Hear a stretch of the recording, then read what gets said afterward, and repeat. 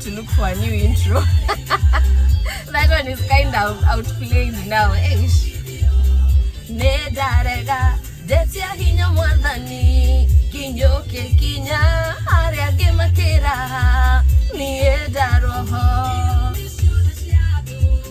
nashia goma theine waretwa ria Jesu nedeohora hathe ndigokwira nederathera maro makuguoyohia mukiro toma irumisha the shadow nashia goma theine waretwa ria Jesu nedeohora hathe ndigokwira nederathera maro makuguoyohia mukiro toma. Hello. Oh my god, guys, it is so hot. Wait, let me see, what's the date today? Today is on Wednesday, May 31st, and it's currently 1:50 p.m. and man, the sun is so hot. I'm over here boiling, guy. But yeah, anyway, guys, I hope you guys have been well. I hope everything is going well for you guys. And you know, maisha tu ni kungangana. But anyway, the reason why I've come on today actually is I don't know, lately I've been thinking a lot about the youth, you know, the younger generation, you know, in this country and everything, which is why actually, by the way, I wanted to become the mayor of the city of Law. You know, for me, it wasn't about prestige or, you know, money or anything like that, because actually the mayor of Law earns, I think, $36 an hour, you know, which is pretty much, it's not a lot, you know. Actually, if you're a nurse or, you know, you're in another maybe accounting career or medical career, you earn more than the mayor. You know, the mayor is just a name. But the job doesn't pay that well. But anyway, for me, the reason why I wanted to become the mayor of the city of Law, which by the way I have decided as of today I am no longer interested in the position, is I was thinking about the youth of this country. You know, lately it's been saddening, man. I don't know if you guys can hear it, but my AC is kind of loud. It's so hot, I need to keep it running. So if you hear the AC in the background, just bear with me, it's hot. But yeah, the reason why I wanted to run for the seat, for the, you know, to eventually become the mayor of the city of Law, it was because I've really been thinking about our future. You know, our future is the generations of tomorrow. You know, like, what are we doing to help them discover themselves? Because lately in the news, it's like every other day there's a shootout that's happening, you know, and they are killing each other randomly and they are killing each other ruthlessly. To me, when I see that kind of violence, I see a wasted future.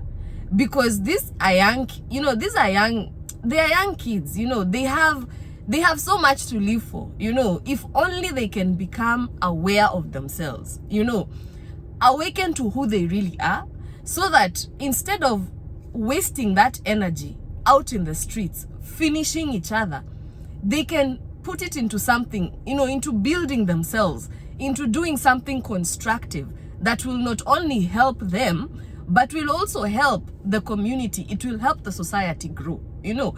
And so for me, I've been thinking, and I was looking at the different ways that I can participate. You know, what can I do to make that, you know, to make that a reality someday?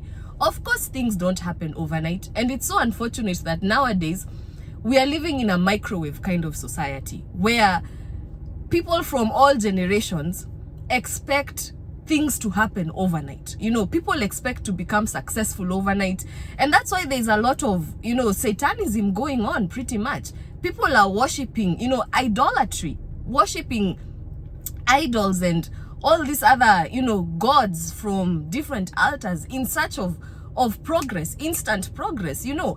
But that is not how you build a society. That's not how you build a community, you know. And I mean, to me, it just saddens me, by the way, because when was it? Last week. I think it was sometime last week. I was I went to, there's a place called Revere if you live in Massachusetts. I was actually at the Revere beach sometime last week. Matter of fact, I'll show you the video. And while I was there, you know, I was really, in fact, that is when I was really thinking about why I'm even interested in the position of becoming a mayor. And on Sunday, was it this past Sunday, the day before now the Memorial Day itself, Memorial Weekend, there was a shootout that happened at Revere Beach, and it was, you know, it involved the teens, and actually it happened right where I was. Only I was not there on the day of the shootout. And when I saw that in the news, man, it really saddened me, because why have we as a society allowed ourselves to just let things be? You know, like, what are we doing to try and help the youth? You know, we just can't sit back and say the youth have become so hard to deal with, they are so difficult, they don't listen to anyone, they do whatever they want. I mean, I come across the youth all the time in the city of Law when I'm driving around, and yes, you know, some of them, you know, they ride their bikes however they want on the road. They can even stop right in the middle of, you know, of the street, or where there's a traffic light, the light is green, and they'll stop right in front of you and start having conversations, or they'll start doing cat wheelies, you know, with their dirt bikes and all, without giving a damn to anything. You know, they don't care whether you're in a rush, where you're going, who you are, you know. And if you dare say anything to them, some of them can violently attack you, you know. So I see these things and I understand that. But as older generations, what are we doing to help the youth? Are we just going to sit back and say they have become very lawless, there's nothing we can do about it? Because, you know, you have to understand that, or rather we all have to understand that we are living the system that has been in place for the last, let me say, 700 years, which is, you know, conspiracy theorists refer to it as the Babylonian system. And that is the system that was put in place to try and set the slaves free, even though the slaves chose, you know, some of them chose to remain in captivity. And I'm saying this in relation to the days of Moses in the Bible.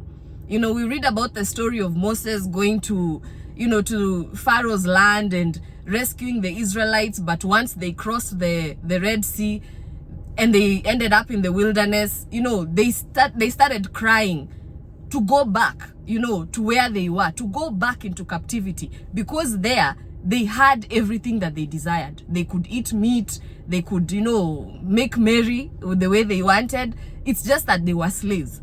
But once they were given that freedom and they broke free from the waters that were keeping them enslaved, they desired to go back where they came from, because they were not patient enough to build the way or to create the path or follow the ways of the Lord so they can get to the promised land, you know, to the land of Canaan, pretty much. But anyways, away from all that, I'm saying all this because honestly, I feel saddened. Like, I feel saddened at the state of what is happening to our future, you know. And right now in America currently, there's the debate about the debt ceiling being raised, because America also is in debt. You know, we are talking about $3 trillion of debt, and now the debate that is there is whether they should raise the cap from 3 trillion to 4 trillion. And then the way they are planning on doing it, they are planning on cutting costs in other institutions or departments. You know, if you look at things like healthcare, if you look at things like housing, that is where they are planning to cut the money from.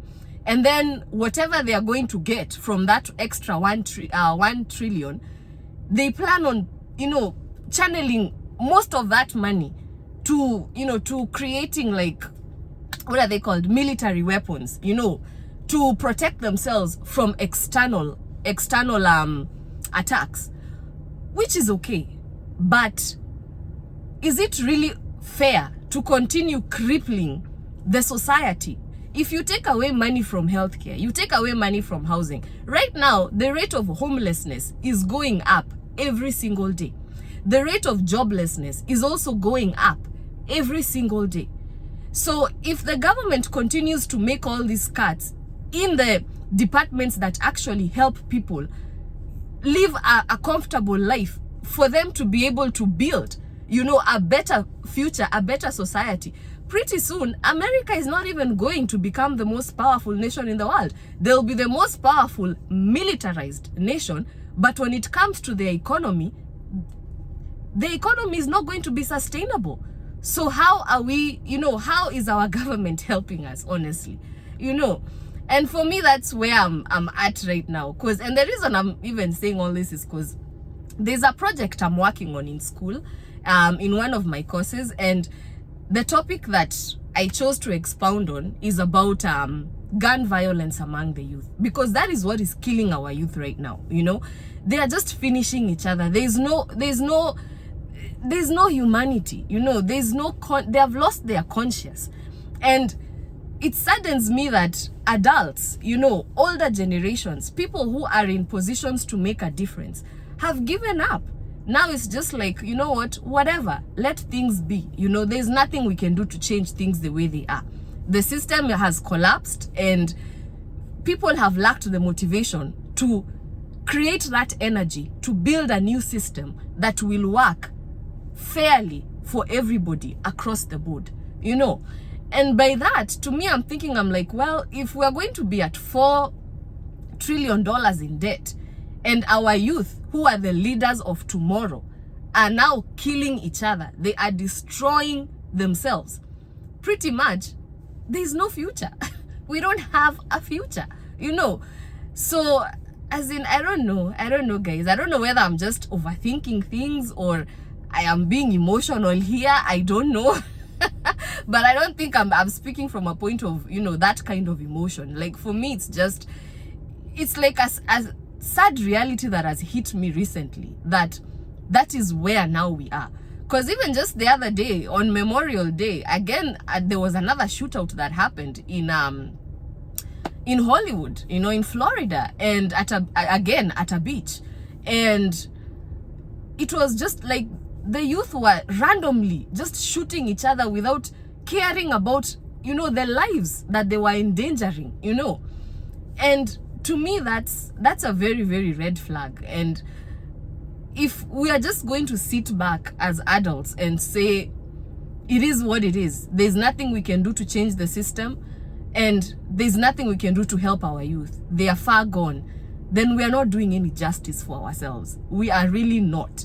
Because some of the youth react the way they react because of the way, you know, the system has been. You know, especially now that myself, I can consider myself to be a parent who has gone through the DCF system. I understand how the DCF system works and the way it has been set up. And I've come to realize it's something that has been happening for years. It has been set up to work against people of color. It's the truth, you know. As much as we say racism is not there, it no longer exists, yeah, you might not feel it until maybe you find yourself in a situation where it is being used against you through a system that is supposed to help you. Because if you look at the DCF system, which is the Department of Children and Families, foster care and all that, majority of the children who are in their care are children from families of color. And having worked with them and seen how they relate with, you know, with us, with me, let me say, as, you know, as an immigrant, they don't play a fair game. Because, like, for instance, what has happened with my son, you know, once they get involved in your life, they come with something called an action plan, you know, and that action plan is supposed to help you get your child back.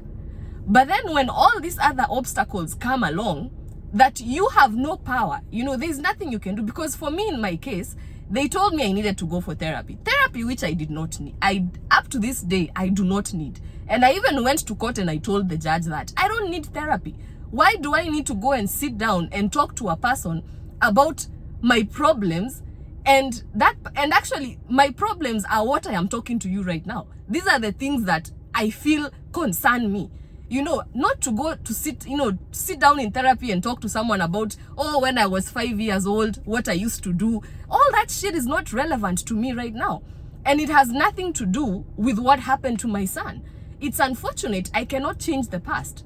I don't know how my son got the head injury that he got. And it's unfortunate, as a parent, I was not there to protect him, and I don't even know how it happened, you know. So telling me that I need to go and sit in therapy and start relieving some imaginary emotions, you know, as in, that's the stuff that they take people of color through, you know. And I remember when I was in high school, because I did go to school with, you know, some people who were in the foster care system. I remember they used to tell me how it sucks and how much, you know, they don't like being in the system is not working in their favor. But of course, at the time, I could not understand what they were talking about. And even through the years, it's something I've been hearing, you know, how they discriminate against certain communities, you know. And now that I am now a part of it, and I'm looking at things not only from the outside, but also from the inside, it's like, wow, you know, this is a system that has been designed from the top to destroy the family institution. Because in my case, they told me to go for therapy. I went for therapy. They told me to go for, as much as I did not need the therapy. And mark you, I am being forced to go to therapy. That therapy is being paid for by taxpayers. We, because myself, I'm also a taxpayer. We are the one paying for those kind of services. And so to me, my argument was, why are you people forcing me to go to therapy to talk about my childhood, which has nothing to do with what is happening to my son right now? Also, as somebody who has studied psychology, and I've also worked in the field where I have dealt with people with, you know, mental health issues, psychosis and all that. So all of this is not new to me. And my argument to them was, why are you forcing me to go and sit in therapy and discuss things that are irrelevant towards my own personal growth, if really helping me as a parent is what you're looking to do, and also helping my son? Why don't you give those services to people who really need them? You know, like the youth. There are youth out there right now who seriously need therapy. They need people who they can sit down and talk to, who can guide them and listen to them, because some of them are in the streets because they lack emotional support. And they lack emotional support because either they were removed from their homes, their families, their parents, their caregivers, and they were thrown into the system, and the system has messed them up. Because the foster care homes that they end up in, most of those people who, you know, foster parents who take those kids in, and I'm not saying all of them, but a significant number of them do it for the money. They don't do it because they really want to be engaged or involved in their children's lives, in the children that they take in. And so you find that these children end up growing feeling unsupported, because now, like me in my case, the judge refused to give me back my child. You know, it was ruled that, I don't know, apparently I am an unfit mother. I don't deserve the right to be in my son's life, which obviously is not true. I am not unfit. Mentally, physically, I am not unfit. You know, it's just the way the system has been designed to work against us, you know, so that we don't awaken to who we are. And the church also as an institution has failed us. It has failed our children.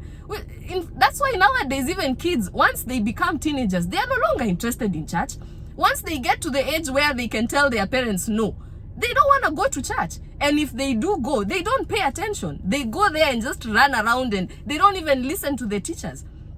Because church is supposed to teach us about self-awareness. Salvation, the true meaning of salvation, is becoming aware of yourself, becoming of who you are, gaining your identity. Even if you look back at the history of how the slaves, the black slaves, were taken from Africa and brought into this country to build, you know, to help the slave masters build this nation. You know, They were fighting because at the time they were robbed of their identities. We today, we have the opportunity to know, we have the freedom to be able to look for that knowledge and figure out who we are. And the way to doing that, the best way, is through the church. And why through the church? Because it is the Almighty God who is the giver of life. So he knows your identity. He is the one who will direct you and show you, you know, who you truly are. And the church does not teach salvation as that. It does not teach salvation as self-awareness. And so we go to church, we participate in church, we donate in church, we give our tithes, we give our offerings, we do what the system has told us we are supposed to do in church. But once we leave the church as parents and we go to our homes with our children, the life that we live is completely different. And so you cannot teach children by words, just telling them that, oh, the streets are bad, stay away from the streets. Alcohol is bad, immorality is bad. When you yourself, you are immoral. You are in the streets. You are drinking that same alcohol. You are being immoral. Because children learn from what they see, not necessarily what they hear. And the generation of today, Gen Z, they are very, you know, their minds are more woke than, you know, than some of our generation, or even our parents' generation and our grandparents' generation. You know, they can be able to tell the difference, truth from a lie. So you cannot tell them not to do this and then take them to church and have the pastors and the teachers in the Sunday school reinforce that, while at home you are doing the complete opposite. Because children are going to observe what their caregivers are doing, and that is what they will mimic, which is part of the situation that we are having now. And it's so unfortunate because now older people are not seeing that. You know, to them it's just like, oh, these kids are so out of control, there's nothing we can do, let them kill each other, we will go to the funeral. I mean, are we just going to allow our future to just go down like that? Because yes, our government might be able to protect us in terms of external attacks, you know, nuclear weapons coming against us and all that. Yes, America has the strongest military. But what happens when the real danger lies within? What happens when the real danger is not external but internal?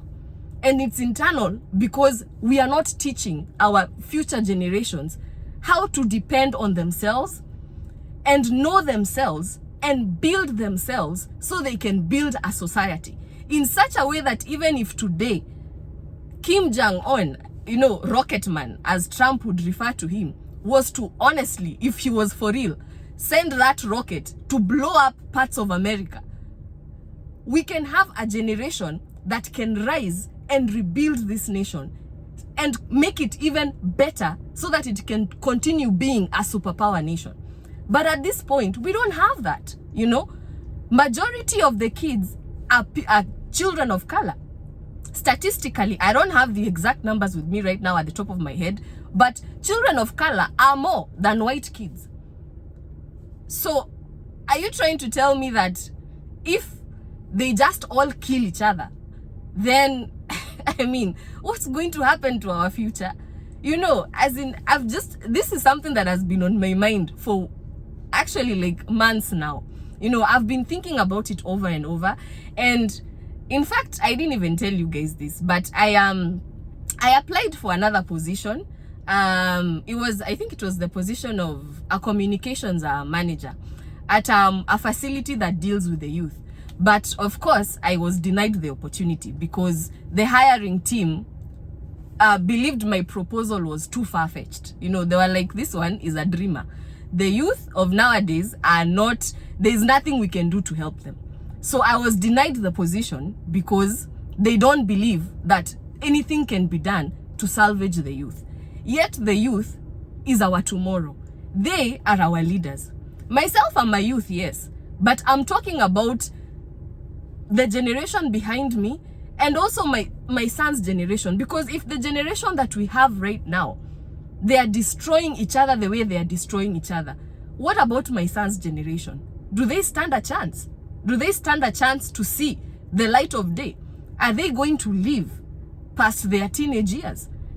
If at this point 18-year-olds are walking around with weapons because they feel the need to protect themselves, you know, even just looking at someone and they assume that you've looked at them in a funny way is reason enough for someone to cap you. What about my son's generation? Are they even going to live to see a world? You know, these are things that have really been, I don't know, they have really been bothering my conscience, because I feel like, I mean, whatever capacity you are in, if you're in a position that you can be able to speak a word or do something to help, please do it. It might not happen overnight. Like I was saying, we are living in a microwave generation where people will try, but if they don't see a change within a couple of days, weeks, months, that is it. They give up. No, you have to still continue doing what what is right. It doesn't matter if you reach out to one person.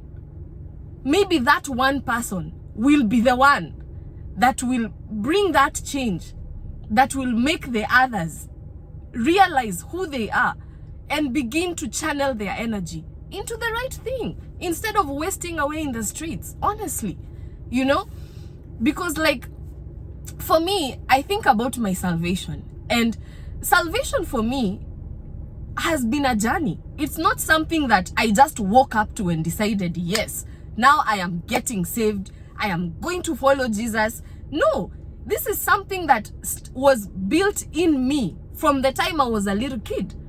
And in fact, the two people in my life who I can say contributed significantly to me sustaining my salvation up to this point is my grandmother, my mother's mother, Njeri, and my father.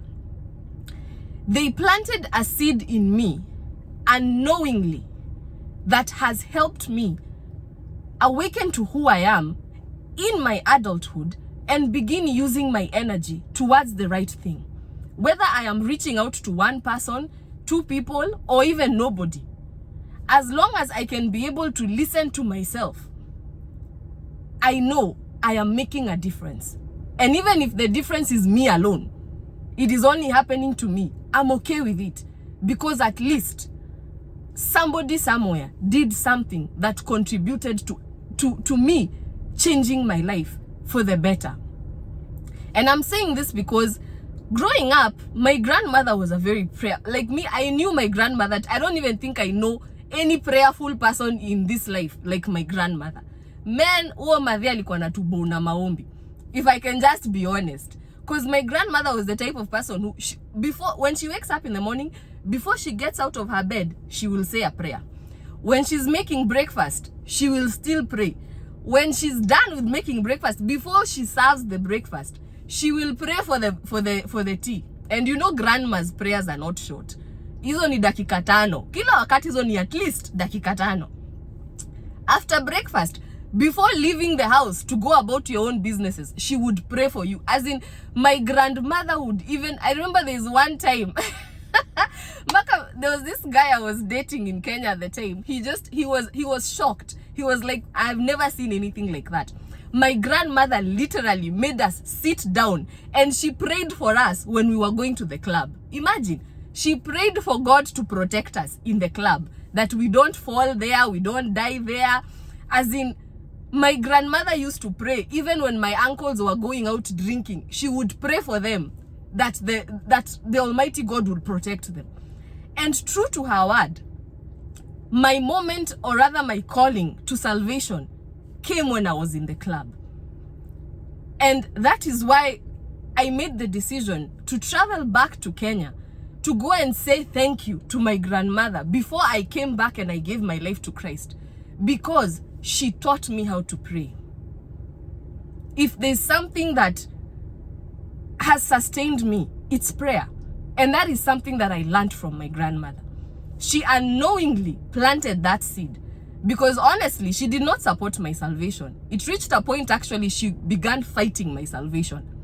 So I cannot give her credit and say that I am the way I am because of her. No. But she planted a seed of prayer in me that has helped me to sustain that salvation. And my father also planted a seed of knowing Christ in me unknowingly. Because I remember when I was still that age, around that 4 or 5 years old, there was a time I was very, very ill. I was not feeling well. And at the time, doctors could not really tell what was going on with me, which I came to realize later now. I had the H1N1 flu, you know. Oh, sorry about that. Whenever the AC is on, I usually choke up. But anyway, I came to realize now later in my adulthood that what I had at the time was the H1N1 flu. But the doctors at the time had no idea what I had, because even doctors in America just recently discovered that. So anyway, as I was lying, you know, at home sick, and my parents didn't really know what to do at that point, because basically it's like the doctor had told them, you just go home with her, akipona atapona, asipopona Bwana Yesu asifiwe, you know. So I remember there's a photo that my mom took when I was lying on the couch, and she had actually covered me with a towel, a rainbow towel. I guess that's why nowadays I'm just obsessed with rainbows, you know. I find my meaning behind rainbows.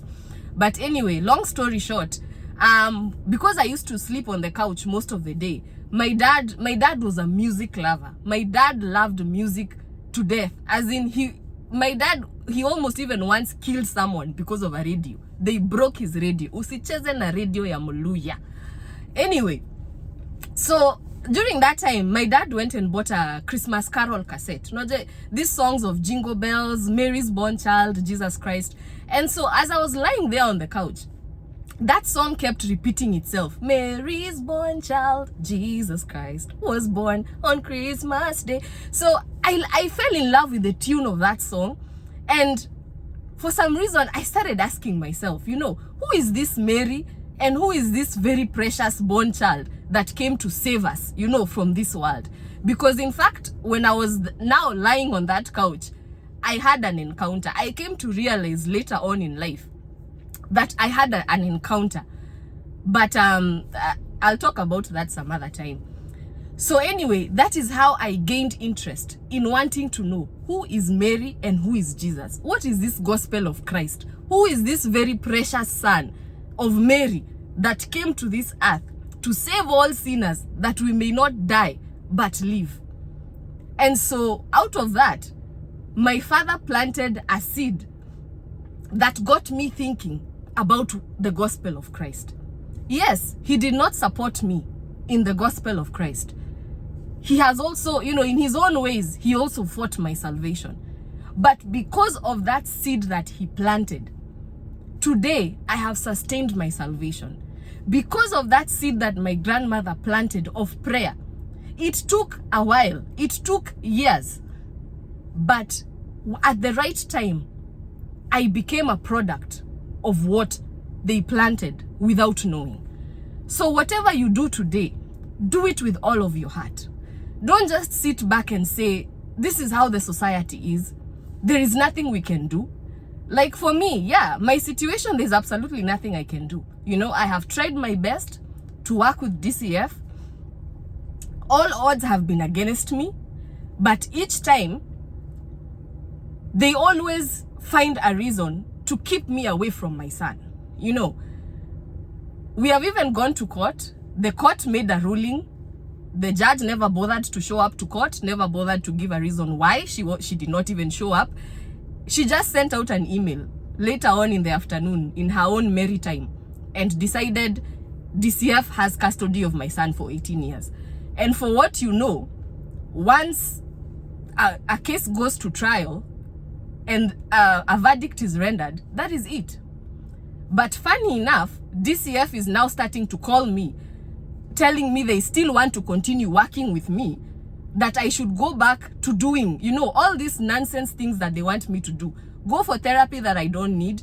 There are lots of people, like I've said again, the youth who really need therapy. They need somebody they can sit down, talk to, someone who will guide them, someone who will listen to them, somebody who will support them, for them to become the best that they can be, you know? And I love what the city of Boston is doing with their youth, because what they do, I think it's annually, I'm not sure, but the top students, you know, the students who have performed well in the city of Boston, they usually have a banquet for them, and they, you know, and they celebrate them and they reward them, you know, which encourages them and motivates them, because these are students from diverse backgrounds. You know, they are students from Latin backgrounds, African backgrounds, you know, Caribbean backgrounds, and they help these kids become motivated to go, you know, to pursue higher education and do better, you know, bring out their talents, use their skills, and, you know, do something for themselves and also for the community. So we just can't afford to sit back and say that we are not going to do anything. And so anyway, back to what I was saying, DCF, you know, now they are calling me, telling me I need to go back to the same plan.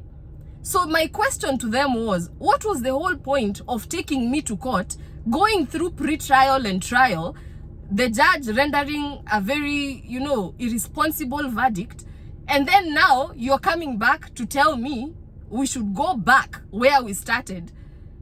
I mean, what kind of sense are you making, you know? And that's why, again, I'm saying this is a system that has been created to work against people of color, to work against minorities, because for years they have been dealing with, or rather they assume that because you're of a certain, you know, heritage or ethnicity, you don't know the law. You know, you don't know the law. You're not very mentally cautious, you know?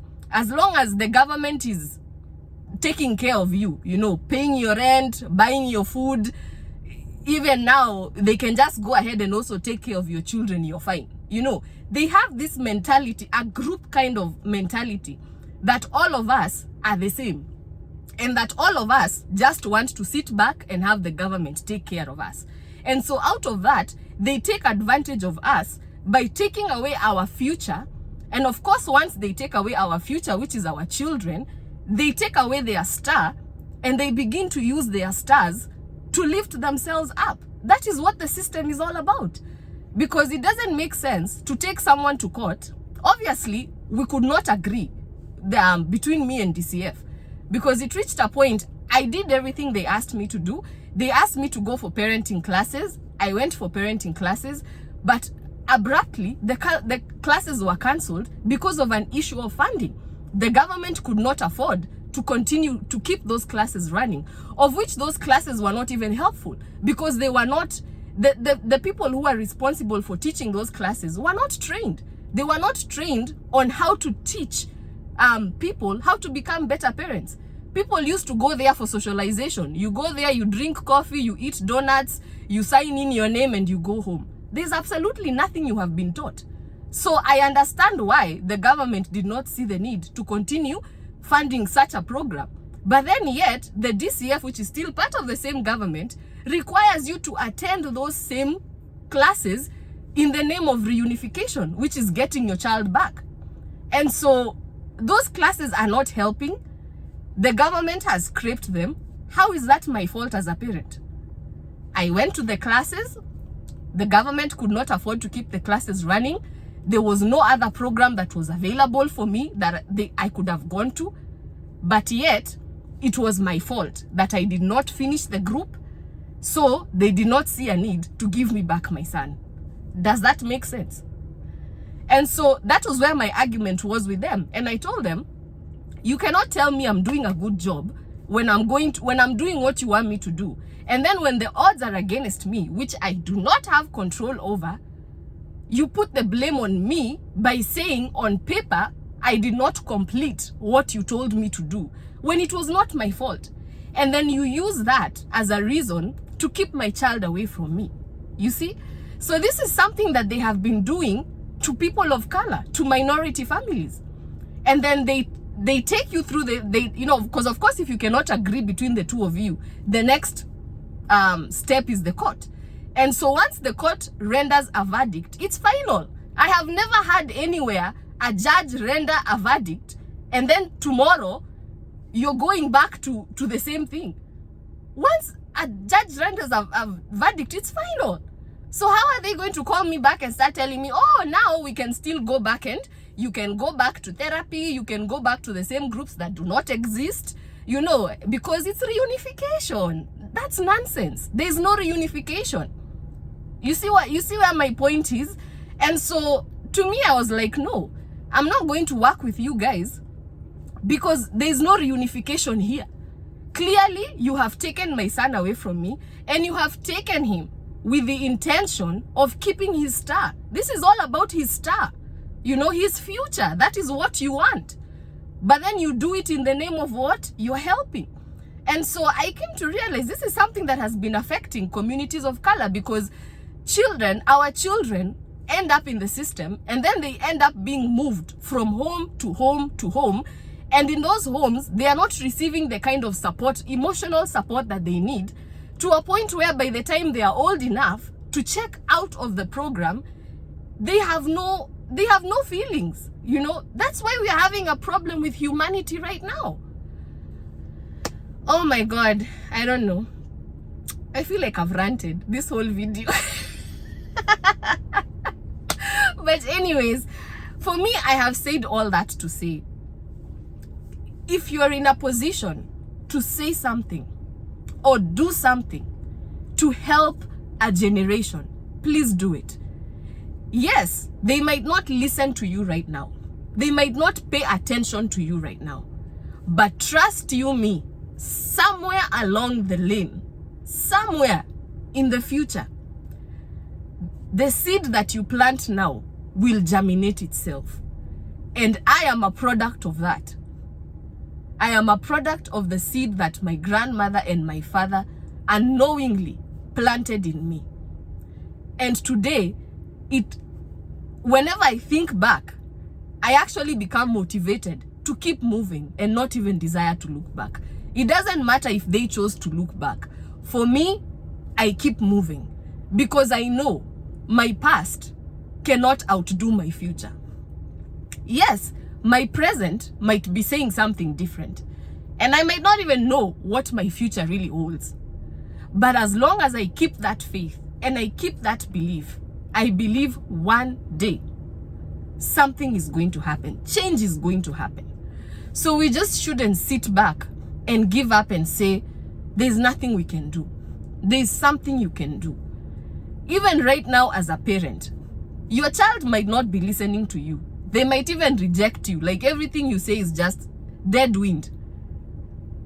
Continue doing it. When you have a chance to say something or do something that will positively impact their future, even if it does not manifest right now, because even if you plant a seed in the soil right now, it doesn't grow overnight unless ikona hormones, some very weird hormones. That shit won't grow overnight. But when it's time, it will germinate and it will give you the fruit of that seed. So please, wherever you are, in whatever position, whatever capacity that you're in, if you can impact somebody's life positively, whether they listen to you or not, do it. Because one day, whatever it is that you're looking to see, it will happen. And even if it happens through one person, let it be, but it will happen. Be patient. Don't give up. We should not give up on our future. We should not give up on our tomorrow. If you're in a position to do something, do it. Sawa sawa? Oh my God. It is so hot. I currently have an engagement I have to get to, and oh my God, it's 2:32. I have to be there by 3 o'clock. So, well, I'm already here. So I'll just, once I'm done with this video, I'll just rush in and wait to get engaged with whatever has brought me here. But I hope I've been able to reach out to someone, and I hope I have made sense, you know. Make a difference. Make a difference. Don't expect the results to happen right now, but do it. Do it because it's the right thing to do. All right? All right, guys, for real, I gotta go. It has been a good vent. Until next time, guys. Bye bye.